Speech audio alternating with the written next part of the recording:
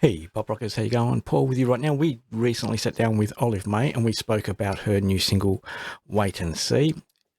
Olive stems from Kalwarramup, which is in the southwest of Western Australia. So, yeah, stick around. She's getting some big airplay with this one. Wait and see. Stick around to the end of the interview and check out the video clip. Cheers. Bye.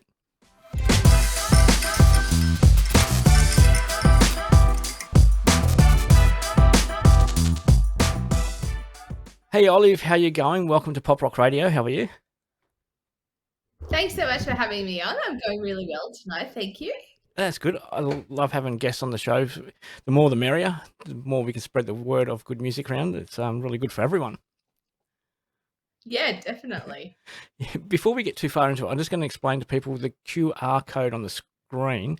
If people scan that in with their phones, that'll go to your Facebook page. And then Oh, excellent. yeah, and Yes, please go there. yeah, and then from there you can find all the streaming services and everything for Wait and See, which hit number 1 on the AMRAP charts, I believe.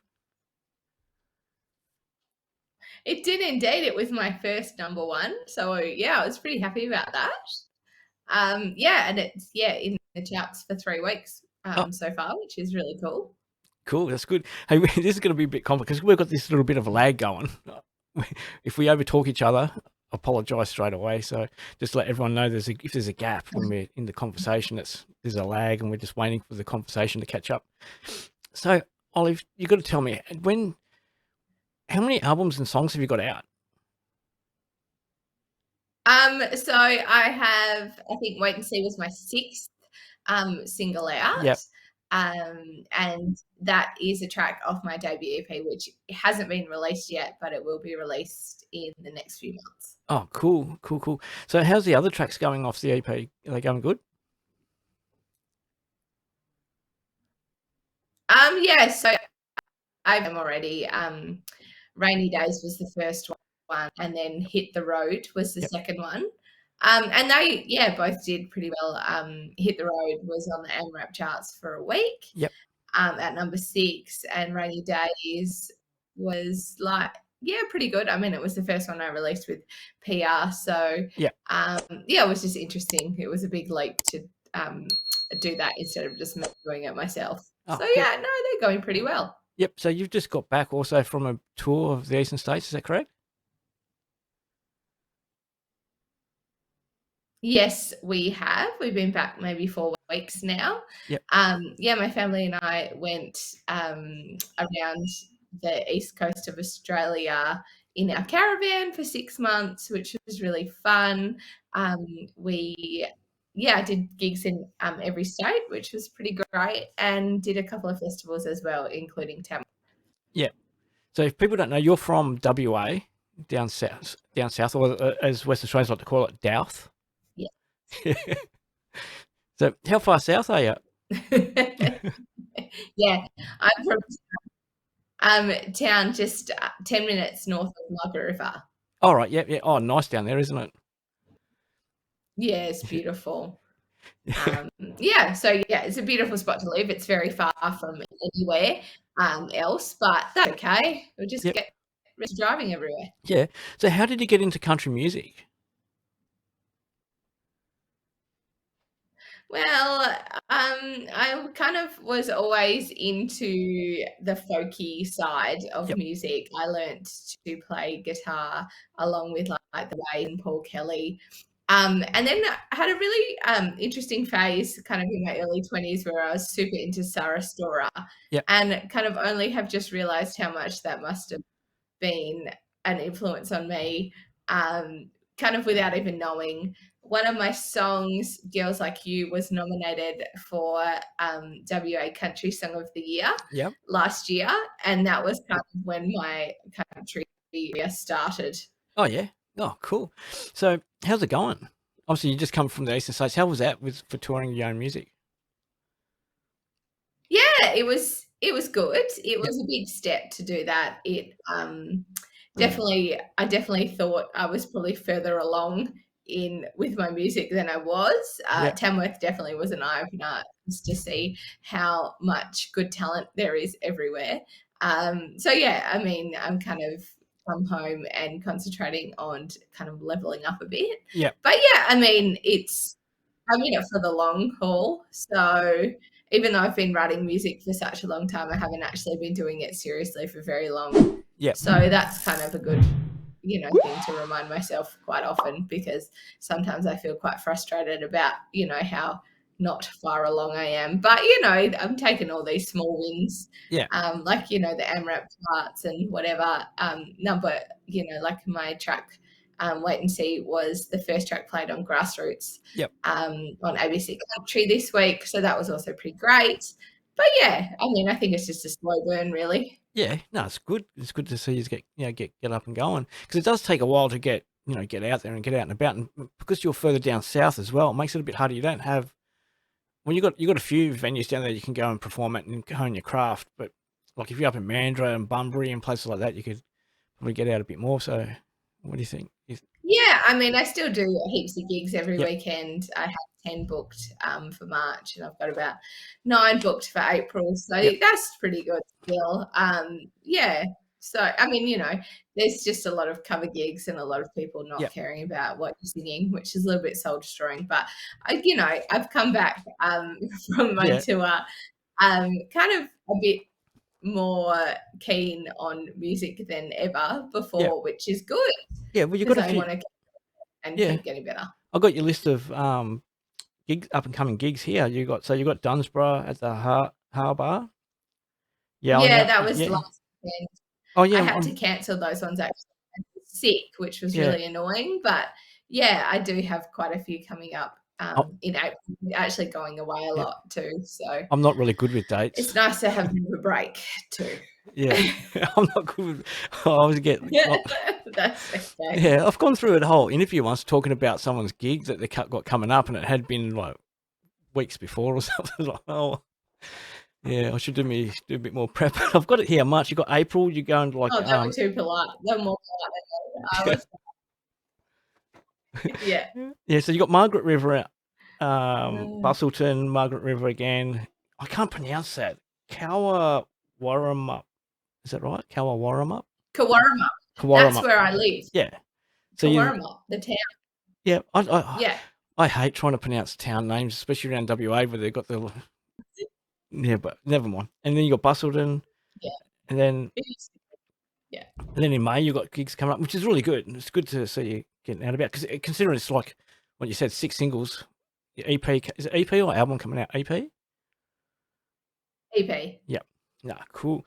All right, so I want to talk to you about, how do you prepare for a writing session? Do you have any superstitions or anything like that? Any rituals? How do you sit down and say, okay, I'm going to write a song now, and talk us through your process?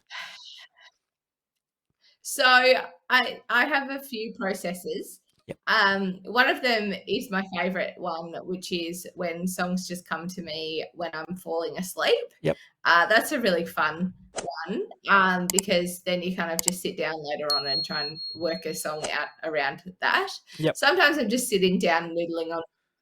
I don't really ever sit. Oh, so actually, I tell a lie. I do sometimes sit down and try and write a song. And usually, when I sit down and try and write a song, it never happens. Yeah. I can't ever write a song when I want to.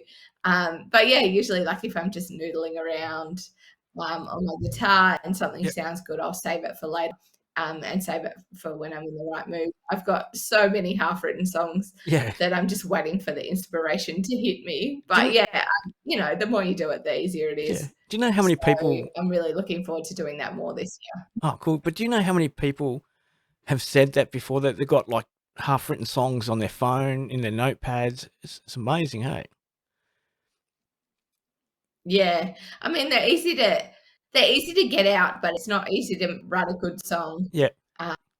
So that's why it's a lot easier to give up than it is to keep going. Yeah. Now I've got another question. I've been really getting into this question. I've asked a few people a few times this question, and the responses are a bit different. So don't get embarrassed about it. So I want to know, have you ever like been in the shower or in anywhere not normal, part of your normal day, you say in the shower, like I do it in the shower, and you just start singing a song that's totally stupid and totally wacky, has no meaning, but it just feels good, and then convert that to a song?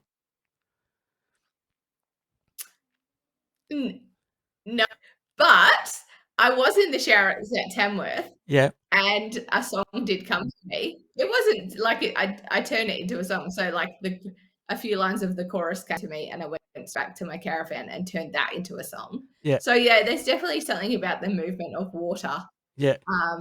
or just being like, like clearing your mind, and then a song coming in. Yeah, I think like a couple of songs have come to me. Yeah, I get in the shower. I get the weirdest things come to me. So I just wanted to make sure I was normal and that other people happens to other people as well. But hey, I've got Yes. my pink cards here. 10 random questions on getting to know Olive Mae a bit more. Are you ready for them? Oh, okay. Yeah, sure. Now, Let's do it.